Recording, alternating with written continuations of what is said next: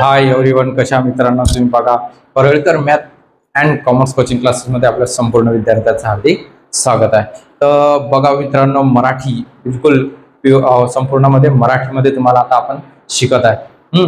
तर मित्रांनो, तुम्हाला अकाउंट सुद्धा पुस्तकपालन म्हणजे 11 ला 11वी ला तुम्ही अगर मराठी घेतलेलं असेल तर 11 ला कोणत्या क्लासला 11 11वी ला अगर तुम्ही मराठी घेतलेलं असेल आणि तुम्हाला सब्जेक्ट आहे पुस्तकपालन आणि लेखाकर्म म्हणजेच काय अकाउंट। काय मित्रांनो, तुम्हाला अकाउंट याला इंग्लिश मध्ये म्हणतात, हे तर तुम्हाला माहितच आहे की बा आम्ही अकाउंट घेतलेलं आहे। मग अकाउंटला मराठीमध्ये काय म्हणतात मित्रांनो, तर पुस्तकपालन आणि लेखाकर्म, पुस्तकपालन आणि लेखाकर्म, पुस्तकपालन आणि लेखाकर्म। तर 11वी मध्ये तुम्हाला पंजी प्रविष्ट्या ज्या दिलेल्या आहेत, काय दिलेल्या आहेत मित्रांनो, पंजी प्रविष्ट्या। आता तर म्हणजे भरपूर विद्यार्थी मित्र इंग्लिश मीडियमच घेतात, परंतु काही मित्रांसाठी मराठीमध्ये सुद्धा हा व्हिडिओ असावा असं मला वाटलं आणि बघा तुमच्यासाठी मी तयार झालेला आहे। आणि मला काही मित्रांचे सुद्धा माझे इंग्लिशमध्ये सुद्धा चॅनल वगैरे आहे, तर त्याच्यावरती Parelkar math and commerce coaching classes आणि हे सुद्धा आपलं Parelkar math and commerce coaching classes बघून घ्या आता। तर यामध्ये सुद्धा मराठीमध्ये तुम्हाला मी शिकत आहे। तर काही मित्रांचे मेसेज आले, त्याच्यामुळे मी तुम्हाला मराठीमध्ये आपण चालू केलेलं आहे। तर बघा मित्रांनो, 11वीला तुम्हाला पुस्तकपालन आणि लेखाकर्म, पुस्तकपालन आणि लेखाकर्म मित्रांनो एकदम तुम्हाला सोप्या भाषेमध्ये आणि चांगल्या पद्धतीने मी सांगतो तुम्हाला।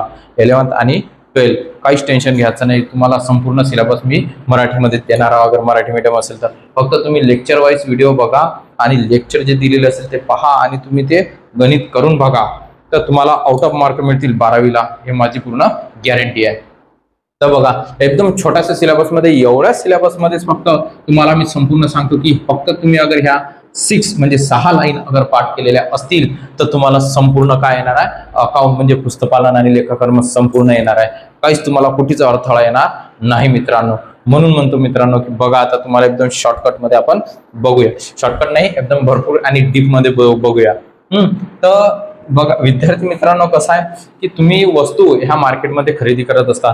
पुस्तकपालन आणि लेखाकर्म म्हणजे काय, तर पुस्तकपालन आणि लेखाकर्म ज्या गोष्टी असतात म्हणजे ह्या ज्या आहेत हे तुमचा व्यवसाय आहे आणि तुम्ही व्यवसायामध्ये काय करत असता, प्रत्येक वस्तू ही लिहून ठेवावी लागते। काय करावी लागते, ती लिहून ठेवावी लागते। तुम्ही माल किती विकला आणि तुम्ही माल किती खरेदी केला, आपण त्याला वस्तू असं म्हणतो। काय म्हणत असतो, वस्तू। आणि व्यवसायामध्ये तुम्हाला उधारीमध्ये व्यवसाय तुम्हाला स्वतः करावे लागते आणि तुम्ही व्यवसायामध्ये उधारीमध्ये देता सुद्धा, द्यावंच लागते, कंपल्सरी द्यावंच लागते तुम्हाला, कारण की त्याशिवाय तुमचा व्यवसाय चालत नाही।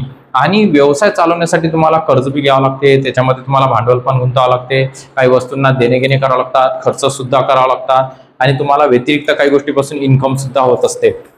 तर पुस्तकपालन आणि लेखाकर्मामध्ये ज्या गोष्टींचा संपूर्ण व्यवसायाचा हा समावेश असतो त्यालाच आपण काय म्हणू शकतो, एक पुस्तकपालन आणि लेखाकर्म।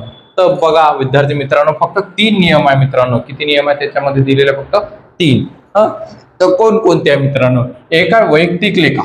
कोणता लेखा, वैयक्तिक लेखा। तर बघा आता या बाजूला बघूया आपण, 1 नंबरला दिलेला आपल्याला वैयक्तिक लेखा आहे की नाही, हा दिलेला आपल्याला वैयक्तिक लेखा। त्यानंतर 2 नंबरला दिलेला तुम्हाला सेकंड 2 नंबरला दिलेला आहे वास्तविक लेखा, म्हणजे याला खाते सुद्धा असं म्हणतात। याला तुम्हाला सांगतो मी, खाते सुद्धा असं म्हणतात, लेख्याला खाते सुद्धा म्हणतात। बघा मी इथं लिहून दिलेलं आहे लेख्याला खाते, पुन्हा लेख्याला खाते आणि इथं सुद्धा दाखवलेलं आहे की खाते म्हणून। त्यानंतर बघा नामधारी लेखा, बघा 3 नंबरला आहे की नाही, नामधारी लेखा आपण असं म्हणू शकतो।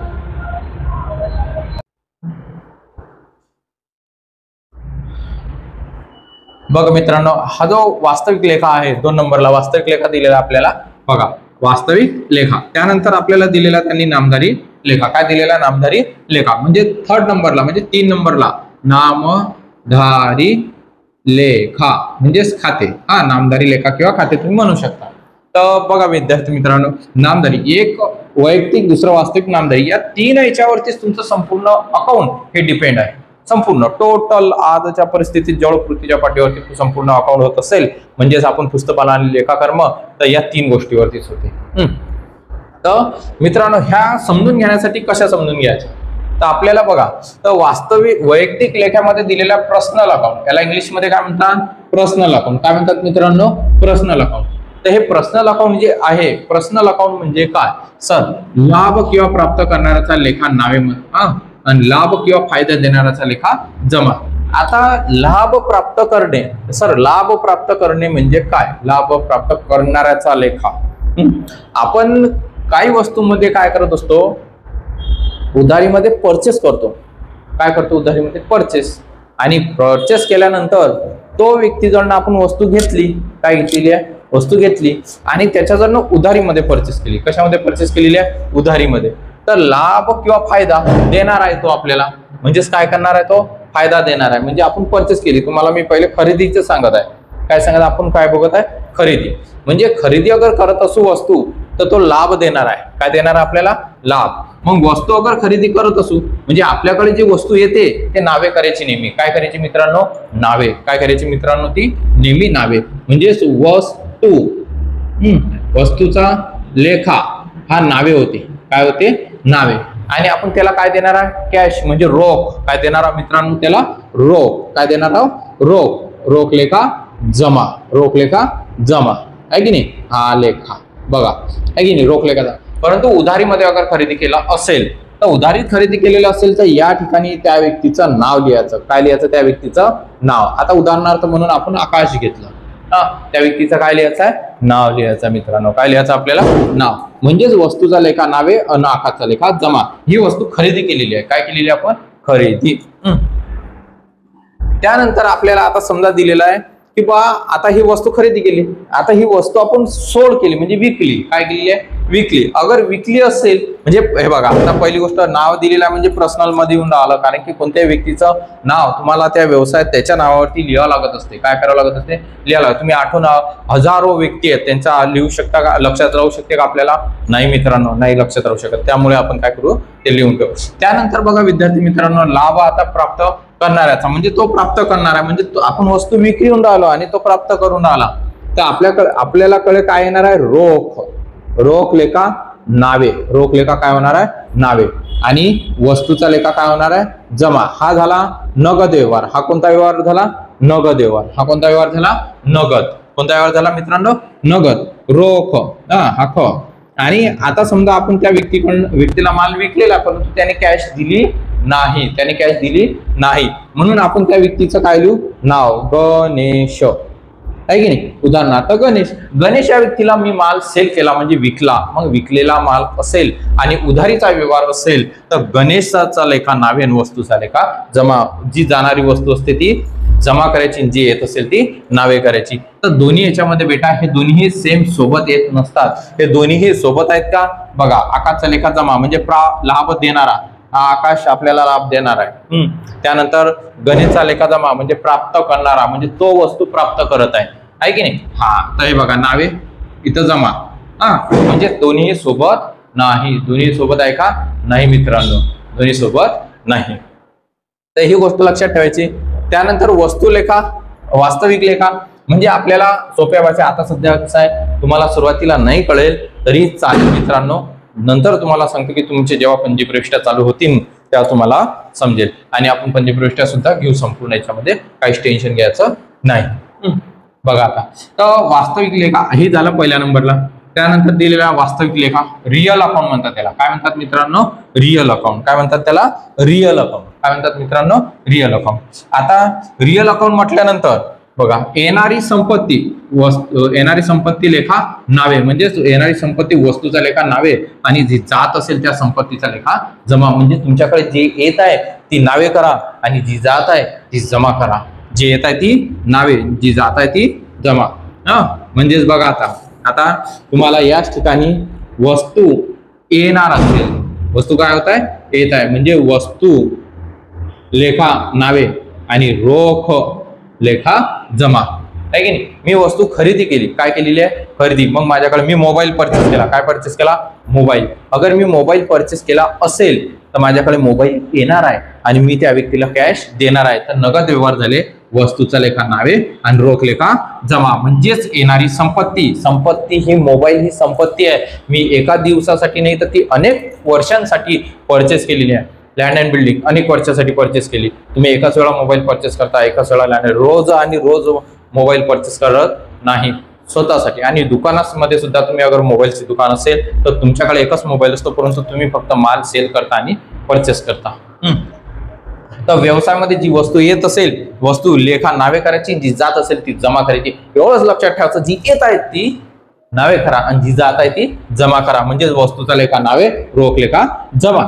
आणि आता समजा जाणारी संपत्ती आहे, काय जाणारी म्हणजे मी वस्तू मोबाईल विकला, मोबाईल काय केलेला बेटा, विकलेला आहे की नाही. हा, तर मग मी विकला असेल तर माझ्याकडे काय येणार आहे, रोख.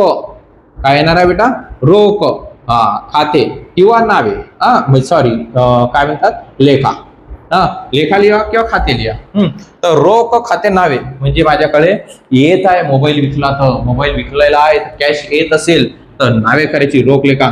आणि वस्तू जात आहे म्हणून काय करायची, ती वस्तू खाते जमा करायचा. वस्तूचा खाते काय करायचा बेटा, जमा करायचा. म्हणजे बघा इथं वस्तू खरेदी केली, हे कशाचं आहे, खरेदी.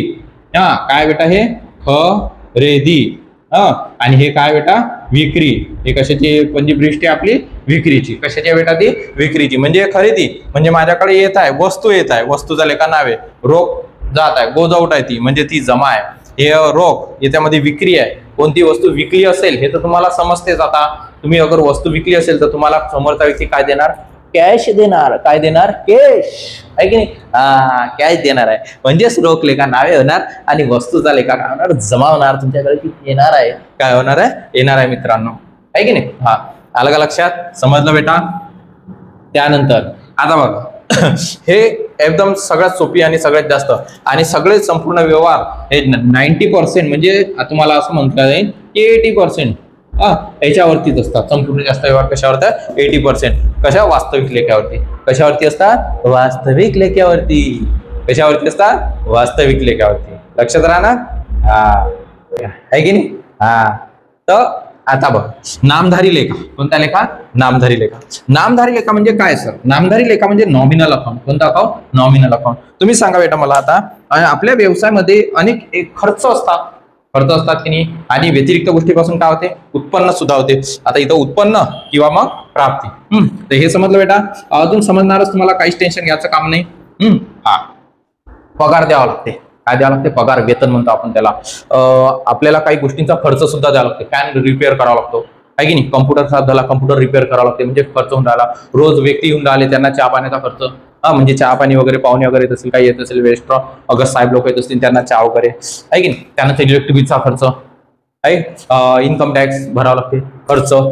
तुम्हाला अनेक प्रकारचे कार्यक्रम करावे लागत असतील, अगर शाळा असेल, व्यवसायामध्ये काही गोष्टीचा तुम्हाला मीटिंग आपण म्हणू शकतो, एखादी मीटिंग ठरवली असेल त्यासाठी मॅनेजमेंट करावं लागते, तो खर्च.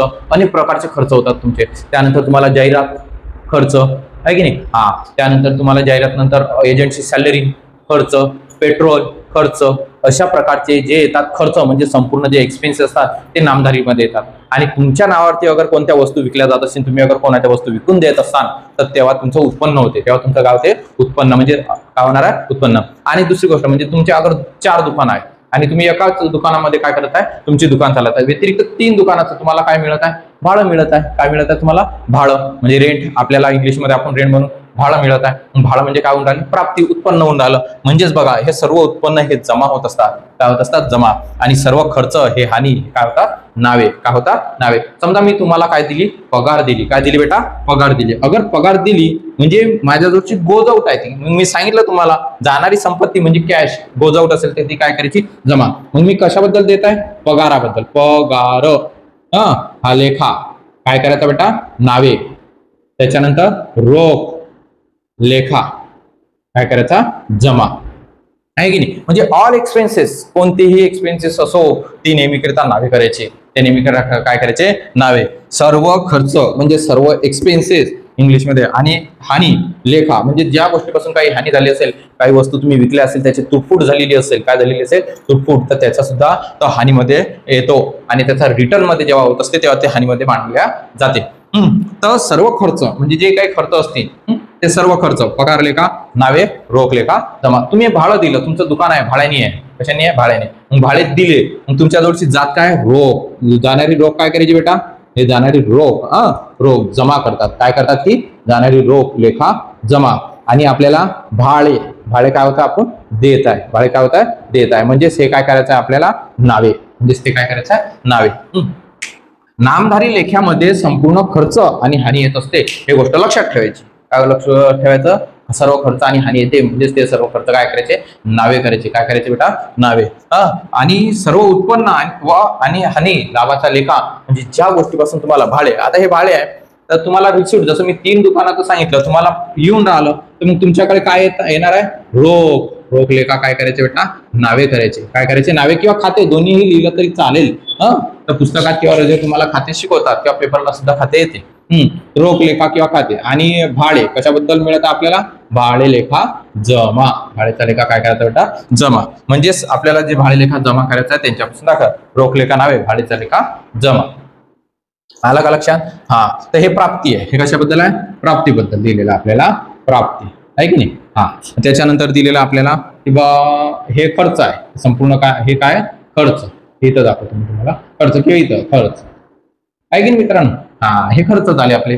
तर ही गोष्ट लक्षात ठेवायची. आणि जेव्हा आपल्या पंजीपृष्ठा होती त्यावेळेस लक्षात येणार तुम्हाला. आणि एवढाच पॉईंट लक्षात ठेवायचं काहीच टेन्शन नाही. मग संपत्ती देवता लायबिलिटी तुमचे नावे जमा विवरण राशी ते संपूर्ण आपण नंतर बघूया एकदम सोप्या पद्धतीमध्ये आणि साध्य. हाच फक्त सिलेबस हा जो वास्तविक लेखाचा जो विविध लेखे नावे व जमा करण्याचे नियम हे जे सांगितले मी तुम्हाला विविध लेखे नावे व जमा करण्याचे नियम सुरुवातीला अगर बोललो नसेल तर आता लक्षात ठेवा विविध लेखे आणि नावे व जमा करण्याचे नियम हे एवढेच आहेत की अगर हे 3 नियम तुम्हाला आले तर तुम्हाला संपूर्ण अकाउंट आलं असं समजून जायचं बेटा. फक्त तुम्ही यानंतरची जेवढी काही लेक्चर होत असेल फर्स्ट लेक्चर सेकंड लेक्चर जे काही मी दिलेलं असेल ते संपूर्ण पाहायचे मित्रांनो. एकदम तुम्हाला एकदम चांगल्या आणि सोप्या भाषेत मी तुम्हाला समजून सांगणार आहे. तुम्हाला स्क्रीनशॉट काढायचा आहे काढा.